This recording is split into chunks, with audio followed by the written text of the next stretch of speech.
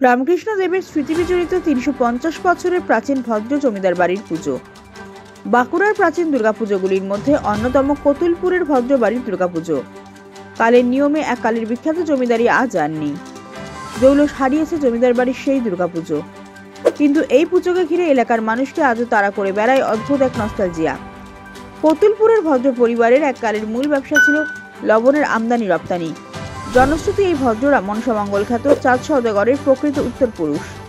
মনসামঙ্গলের বিভিন্ন উপাখ্যানে বর্ণিত ব্যবসার মতো সুদূর অতীতে এই ভদ্র পরিবারের লোকজনরাও ৭ সাগর আর ১৩ নদীতে ডিঙা ভাসিয়ে ব্যবসা করতে যেত দূর দূরান্তের দেশে। লবণ ব্যবসায় ফুলে ফেপে ওঠা ভদ্র পরিবার আজ থেকে প্রায় ৩৫০ বছর আগে তৎকালীন বর্ধমানের মহারাজ উদয়চাঁদ মাহাতবের কাছ থেকে কতুলপুর লাগোয়া উর্বর ১৭টি তালুকে জমিদারি স্বত্ব কিনে নেয়। একদিকে রমরমিয়ে চলা লবণ ব্যবসা, অন্যদিকে জমিদারির বিপুল আয়। কতুলপুরে তৈরি হয় জমিদারের বিরাট এস্টেট। জমিদারি পত্তনের পাশাপাশি শুরু হয় দেবী দুর্গার আরাধনা। ৭ মহলা জমিদার বাড়ির উঠোনে তৈরি হয় দুর্গা মণ্ডপ। পরবর্তীকালে ভদ্র পরিবার দুটি ভাগে ভাগ হয়ে যায় পুজো। দুই ভদ্র পরিবারের সমান তালে শুরু হয় দুর্গার আরাধনা। একসময় ভদ্র পরিবারের পুজোর জাঁকজমক এতটাই ছিল যে অচিরেই ভদ্র বাড়ির পুজোর খ্যাতি ছড়িয়ে পড়ে দূর দূরান্তে। পুজোর সময় পুতুল খেলা, রামলীলা পাঠ, যাত্রাপালা সব মিলিয়ে জমিদার বাড়ি গমগম করত। ১৮৮০ সালে ১০ই অক্টোবর সপ্তমীর সকালে কামারপুকুর থেকে বিষ্ণুপুর যাওয়ার পথে রামকৃষ্ণ পরমহংসদেব পুজো দেখতে ঢুকে পড়েছিলেন কতুলপুরের এই ভদ্রবাড়িতে। জমিদারি প্রথা বিলোপের সাথে সাথে ভদ্রবাড়ির কোষাগারে টান পড়তে শুরু করে। সময়ের নিয়মে এবং সংস্কারের অভাবে পলেস্তরা খসে গিয়ে এখন বেরিয়ে পড়েছে ৭ মহলা বাড়ির ইটের পাঁজর। বহু মন্দির প্রায় ধ্বংসপ্রায়, তবু অতীতের ঐশ্বর্যের স্মৃতি হিসেবে এখনো দাঁড়িয়ে রয়েছে জমিদার বাড়ির একাংশ। শ্রীধরজিউ মন্দির, গিরি গোবর্ধন মন্দির, রাসমঞ্চ আর দুর্গা মণ্ডপ। আজও দুর্গা মণ্ডপে পুজো এলেই নস্টালজিয়ায় আচ্ছন্ন হয়ে হাজারো মানুষ ভিড় করেন পুজো দেখতে। ইতিমধ্যেই ভদ্র পরিবারের পক্ষ থেকে বেশ কয়েকটি মন্দিরকে নতুনভাবে সংস্কার করা হয়েছে। ভদ্রবাড়ির পুজোর ইতিহাসটা কি আছে? ভদ্রবাড়ির পুজোর ইতিহাস বলতে দেখুন, এই ভদ্রবাড়ির ছিল আগে বর্ধমান রাজার আমলে। বর্ধমান রাজার অধীনেতে আমরা কতগুলো পরগনাতে আমরা ভাগ ছিল, এবং যেগুলো আমরা রক্ষণাবেক্ষণ করে আমরা এগুলোর তার যে আয়ের উৎস ছিল সেগুলো দিয়ে আমাদের এই পূজাগুলো চলতো। কিন্তু আমরা আনুমানিক ধরুন প্রায় ৩৫ বছরের পুরনো পুজো, কিন্তু আমরা এই নতুন করে যে মন্দিরগুলো স্থাপন হয়েছে সেগুলো প্রায় ২০০ বছর। আর এই যে দেখছেন এখন পুজোর যেগুলো চলছে, এগুলো কিন্তু আমাদের মেন যে ইনকাম সেটা হচ্ছে এই পুকুর আছে, তার জমি জমা আছে, এসবের এ থেকে হয়। কিন্তু বর্তমান যা পুজোর অবস্থা, তাতে যে খরচা হয় তাতে কিন্তু এখন বর্তমান কিন্তু এই আয় থেকে হয় না। মানে আগের যে জৌলুস ছিল সেই জৌলুসটা কিন্তু এখন আর নেই। মানে আমরা কিন্তু এখন শুধু টিকি রাখার জন্য যতটা না করলে নয় ততটা আমরা করি। এই পুজোর উৎপত্তি কিভাবে হলো? পুজোর উৎপত্তি দেখুন, পুজোর উৎপত্তি বলতে এই আমাদের এই পুজোটা হচ্ছে সম্পূর্ণ রামকৃষ্ণ মঠের, মানে যে মঠে যে নিয়ম অনুযায়ী হয় সেই অনুযায়ী পুজোটা হয়। এবং তখনকার দিনে যে আমাদের জমিদার ছিলেন তারা কিন্তু এটাকে প্রথমে একটা ছোটো আকারে পুজোটা নেয়। তারপরে ওই আমাদের যেহেতু আমাদের কাছাকাছি কামারপুকুর, ওনার ওই ইয়েতে উদ্বুদ্ধ হয়ে আমাদের এখানে কিন্তু এই পুজোটা ইয়েটা হয়। আর রামকৃষ্ণদেব এসেছিলেন ১২৮০ খ্রিস্টাব্দে, ১২৮০ সালে।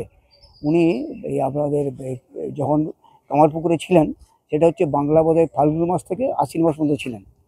সেই সময়ে উনি এই কয়াপাট এবং ওই থেকে ফেরার পথে আমাদের কতুলপুরে সপ্তমীর দিনে কিন্তু আমাদের আরতি দেখে গেছেন। মানে এইটা হচ্ছে আমাদের কাছে বিরাট পাওনা। মানে ওনার এখানে যে এসেছিলেন, পায়ের ধুলি এখানে পড়েছে, এই যে আমরা বংশে এখানে জন্মেছি এই বংশতে, এটা আমাদের একটা বিশাল পাওনা। আগেকার যেরকম পুজো হতো নস্টালজিয়া, সেই নস্টালজিয়া না, সেটা দেখুন, সেটা কিন্তু এখন ধরে রাখতে পারিনি আমরা, যেহেতু এখন মানে আয়টা কমে গেছে, ব্যয় কিন্তু সেই আছে। আমাদের কিন্তু পুরনো প্রথা অনুযায়ী পুজোগুলো হয়, সেই যে আপনার পিছুত্ব সিদ্ধান্ত মতে যে পুজোর যে সব কিছু সেগুলো কিন্তু মেনেছি আমরা। বাইরের যে জৌলুসটা কিন্তু রাখতে পারি না, যেহেতু খরচা প্রচুর বেড়ে গেছে এখন। আর এই যে আমাদের মন্দির দেখতে পাচ্ছেন, এই মন্দিরগুলো সংস্কার করতে গেলে বহু টাকা দরকার। তার বাধ্য হয়ে আমাদের এই পুজোর জৌলুসটাকে কমিয়ে দিয়ে আমরা চাইছি যে পুরনো ঐতিহ্যটাকে বজায় রাখতে, এই মন্দিরগুলো যাতে টিকে থাকে। আর আমরা এর জন্য কোনো সরকারি কোনো রকম কোনো সাহায্য পাই না। হয়তো আসে অনেকে, কিন্তু আমরা কোনো সরকারি সাহায্য পাই না। আমাদের এই সামান্য ইনকাম থেকে আমাদের এই পুজোর বিশেষত্ব কি আছে? পুজোর বিশেষত্ব বলতে দেখুন, আগে যেগুলো হতো যাত্রা হতো, পালাগান হতো, এসব হতো, কিন্তু এখন কিন্তু এগুলো আর হয় না। এখন যেটা হতো আমাদের সেটা যে রাসের সময়তে আমাদের এই সামনে একটা ছিল নাট মন্দির, এই নাট মন্দিরে আমাদের পালাগান হতো। মাটির অনেক পুতুল ছিল, ছবি নাচ বলে, ছবি নাচ হতো তখন। আর আমাদের সবচেয়ে বড় কথা যে আমরা যখন এখানে যাত্রা দেখতাম, আমাদের বাড়ির মেয়েরা কোনদিন বাড়ির এই বাইরে আসতো না। আমরা এই দুর্গা দালানে ওই কাঠির ঝাঁপ ছিল, ওই কাঠির ঝাঁপের ভেতর থেকে আমাদের মায়েরা, আমার বৌদিরা, আমরা তখন ছোট, মায়ের কোলে বসে আমরা যাত্রা দেখতাম। মানে বাড়ির মেয়েরা বাইরে কেউ দেখতে পেত না, বাইরে ওরা পেছনে দরজা দিয়ে ঢুকে ওই দুর্গা দালানে বসতো আর কি। আমাদের টিভি চ্যানেলের মাধ্যমে আগত যারা দর্শনার্থী আসবেন পুজো দেখতে, তাদের কি জানাবো? তাদেরকে বলবো, দেখুন এই পুরনো ঐতিহ্যটা তো আমাদেরকে তো খুবই আকৃষ্ট করে, যে আসুন দেখুন, এবং যাতে আমরা এগুলোকে আবার সেই পুনরায় সেই পুরনো জিনিসটাকে ফিরিয়ে আনতে পারি। হ্যাঁ, এবং আপনারাও চারদিকে প্রচার করুন, যে আর আমরাও চাইবো তো সরকারি আর্থিক কোনো সাহায্য পেলে আমরা চাইছি যে আরও সেই পুরনো জিনিসটাকে যাতে ফিরিয়ে আনতে পারি। এটা তো আমাদের এই সামান্য আয় দিয়ে সম্ভব নয় এটা। আপনার নাম? আমার নাম দেবাশিস খাঁ। আমি হচ্ছে এই বাড়ির মেয়ের বংশধর।